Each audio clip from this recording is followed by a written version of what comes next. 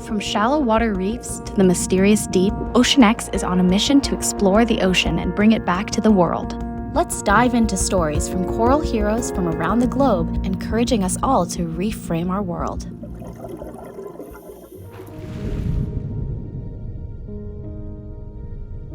What's happening on a reef is really dynamic. It's a biodiversity hotspot. The number of species that are on coral reefs rival anywhere on Earth. There's more species than a rainforest. Coral are very, very complex animals.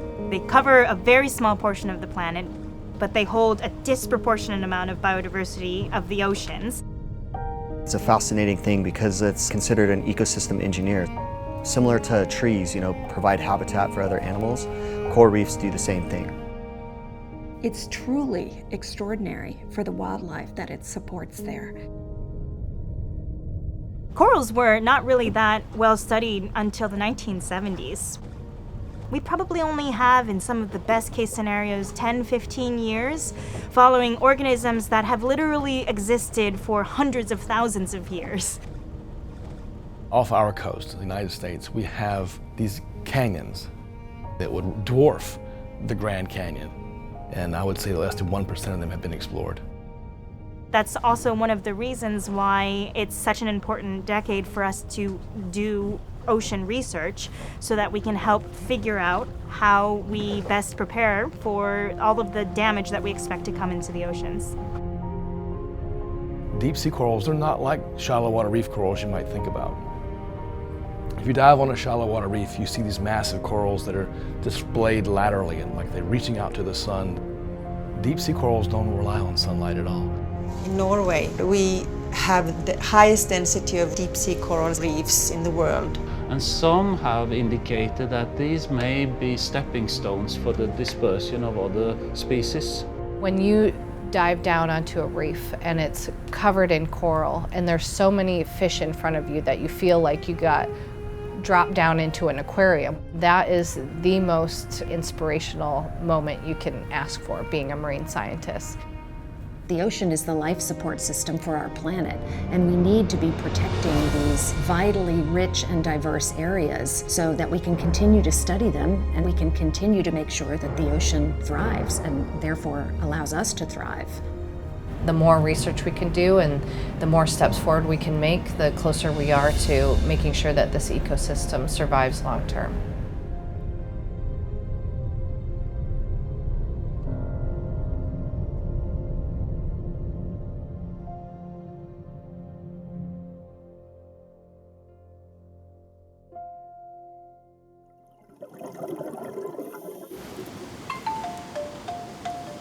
There's a phrase here in Dominican Republic, vivimos de espalda al mar. We live with our backs to the sea.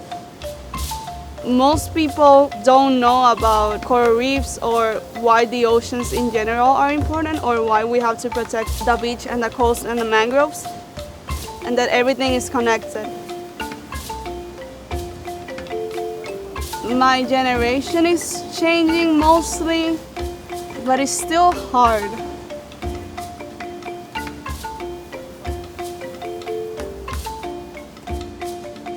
My name is Rebecca Garcia Camps, and I am a marine biologist from the Dominican Republic. I don't know the exact moment that I wanted to become a marine biologist, but my entire life I have been snorkeling and diving in coral reefs. It was all those experiences in the ocean that told me, like, okay, this is your goal and this is what I want to do. I work at the Grupo Punta Cana Foundation, and I'm a coordinator for marine operations conservation.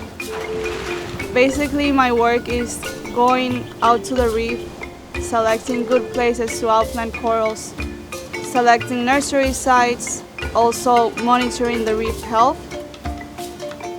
I'm most in love with doing the work.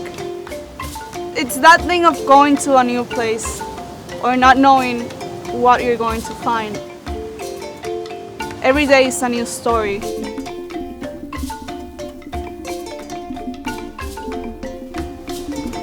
always wanted to stay and study here, but since they don't offer marine biology as an undergrad degree, you had to go out of Dominican Republic to get that degree.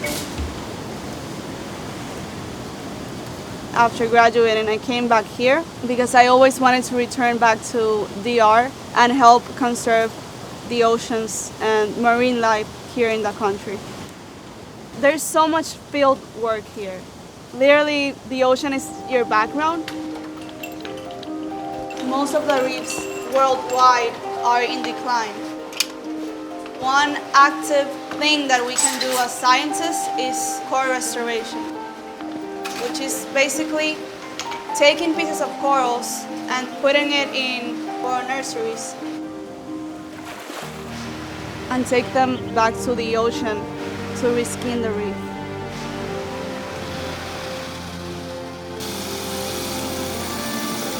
Basically, if you have one coral that is a branch like this and you cut it in two, you have two corals of the exact same genotype, so they're basically clones.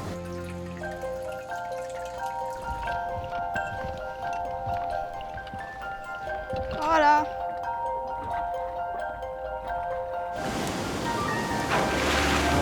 We're nailing into the substrate, and once the nails are there, then we attach the corals with cable ties so that we can form a really big area and hopefully create a new home for marine species to live there.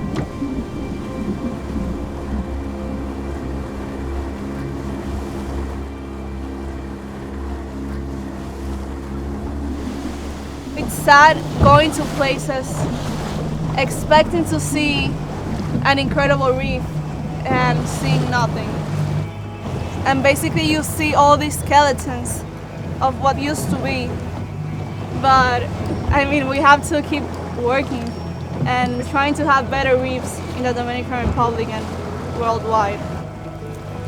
Sometimes you don't know if you're gonna laugh or you are going to cry.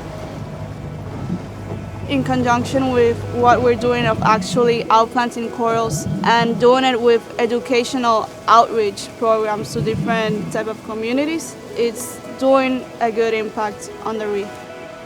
My goal, long life goal, is to have my own foundation to do research and also involve the community so that they can learn how to dive. That's where it starts, like that love for the ocean, and where people can start making a difference.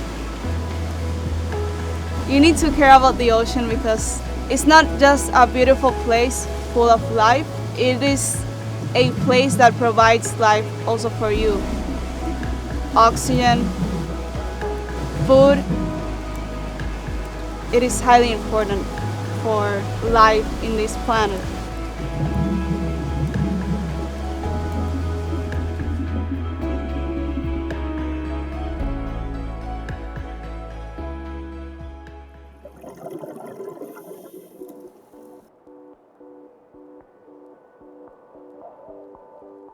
The Norwegian coast is more than 100,000 kilometers.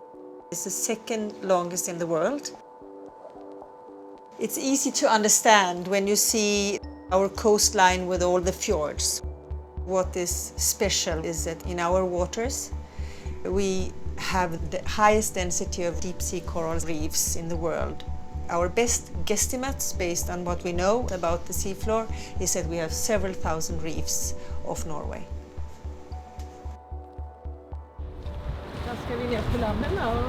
I'm Lene Bull Mortensen and I'm a marine ecologist with a focus on seafloor communities. I'm Paul Bull Mortensen. I'm a senior scientist at the Institute of Marine Research. Main focus has been deep sea corals and especially the deep sea coral reefs. I figured out as an ecologist that wanted to take care of their world one way or the other. So as 23 years old, I just packed my suitcase and went to Bergen to become a marine biologist. We met at the marine field station of Espegren, part of the University of Bergen. I was a master student there and Lene was a PhD. We really enjoyed each other's company. You are not allowed to say that I fell in love with my teacher. How many publications do we have together? Around 20, I think. 20, yeah, I think more, yeah. Both of us have been working on the Mariano project, which is a program that is mapping the seafloor of Norway. Not only corals, but everything on the seafloor. Mariano, the marine aerial database for Norwegian waters, has discovered more coral reefs than any other projects in Norway. For instance, the last cruise, we discovered 44 new coral reefs. In Norway, we have this spectacular landscape on land with the big hills, and it's just continued under the sea surface with a deep and incredible landscape. That is very unique. Many people will be surprised to hear that. We have deep sea communities in basically inland locations. But that is because the circulation patterns associated with fjords, with fresh water going out, cause the suction of oceanic water inwards. So there's very oceanic conditions in many of these open fjords. And some of these have quite beautiful big coral reefs. I'm gonna put down the rod now. These reefs contain a wealth of diversity and rare species. Oh, I look forward to see how it is down there. Last time I was here was in 2005, 16 years ago. Oh man.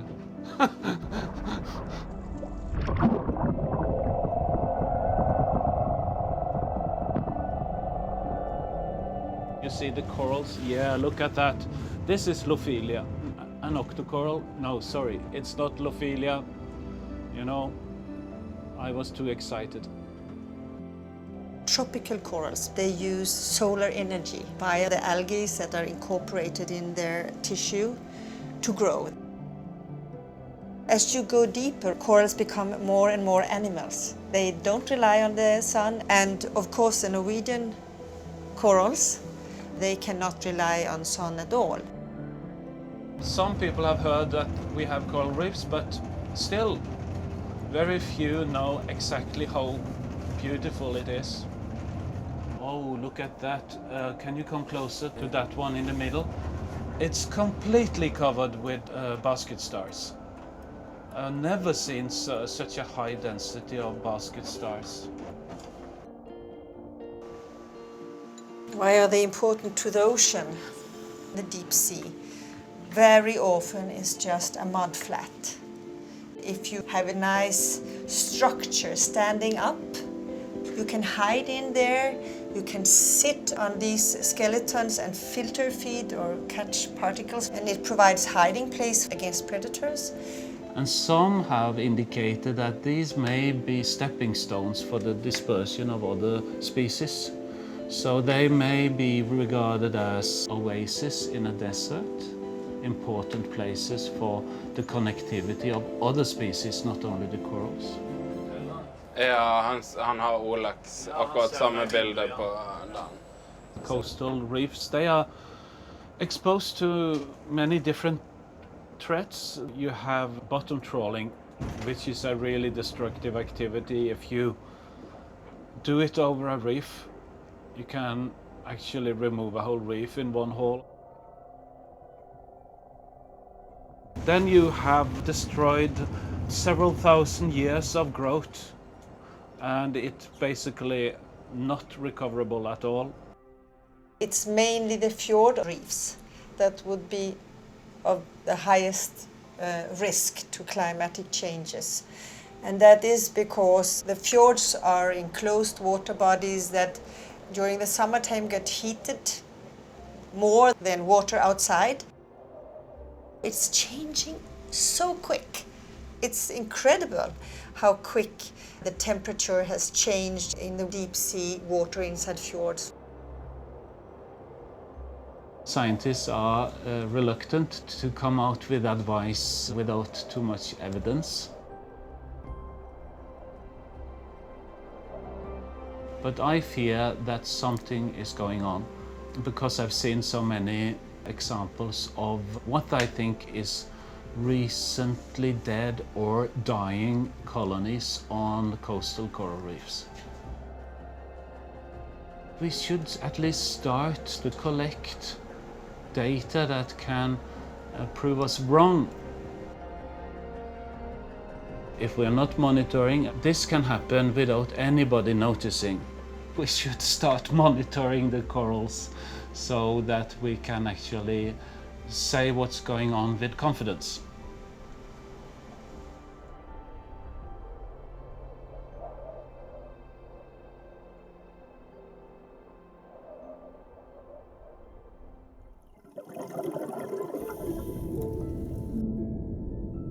People, when they think about corals and coral reefs, they just think about shallow, warm waters with lots of sunlight. But actually, corals can exist in deep and dark waters all over the world. It's common to say that we know more about the moon and now about Mars than we know about the deep ocean, and that's true. But we should explore the ocean and the sea, because that's where most people's livelihoods depend upon and where our immediate conservation concerns are located. It's not on Mars. My name is Marina Carreiro Silva. I'm a deep sea ecologist and I'm dedicated to research on cold water corals. The deep waters around the Azores are home to some of the most diverse coral gardens in the Atlantic. Coming to the Azores during my holidays with my grandparents and being able to play in the rock pools and watch all the sea urchins and fish, I felt connected with the ocean, and since then I always dreamed about becoming a marine biologist.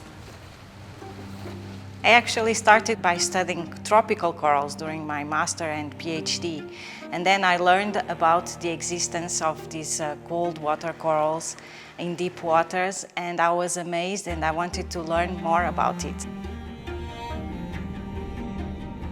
Cold water corals can be considered architects of the deep ocean because they built these kind of forests or cities where many other organisms find their shelter and places to feed and to breed. So it means that corals can increase enormously the natural diversity that exists in the deep ocean. Here in the Azores, you mostly find gorgonians or black corals that can grow more than 2 meters high. Black corals are very interesting animals because they have found to be one of the most long-lived creatures in the deep sea. They can live for 4,000 years. But they grow very, very slowly. They grow less than 1 millimeter a year, and this makes them vulnerable to human activities because if you remove one of these organisms from their natural environment, then it will take thousands of years for it to grow again to its natural form. Deep sea trawling can completely wipe out coral communities in the seafloor.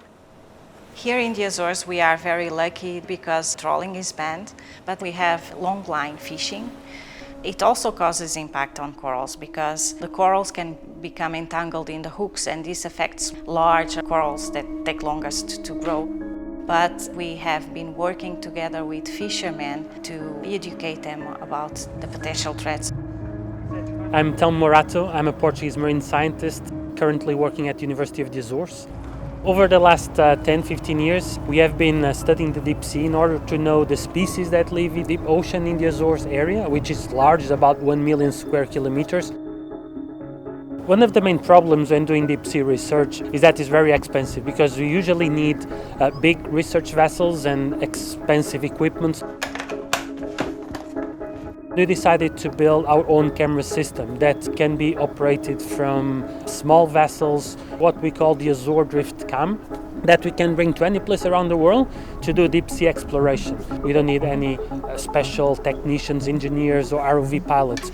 We do this 7 times a day when we are at sea.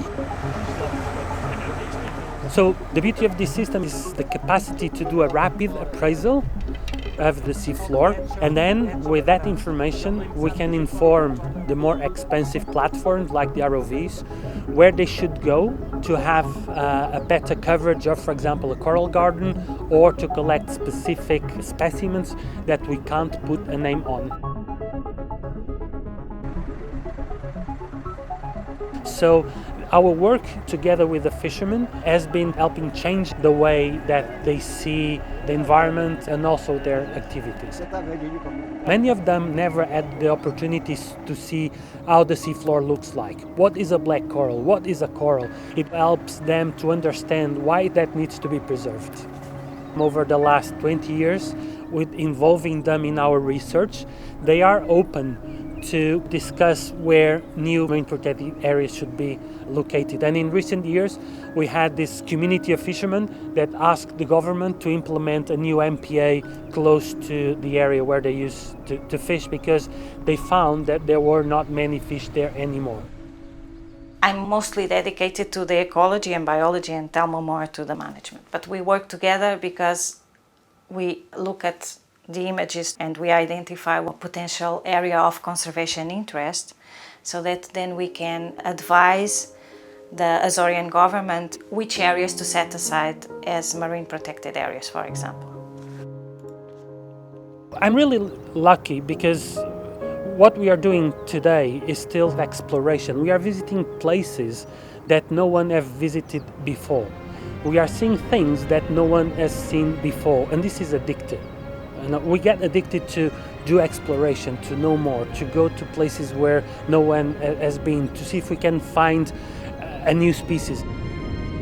For me, it's really important to know the natural capital in the Azores. What are the important ecosystems and habitats?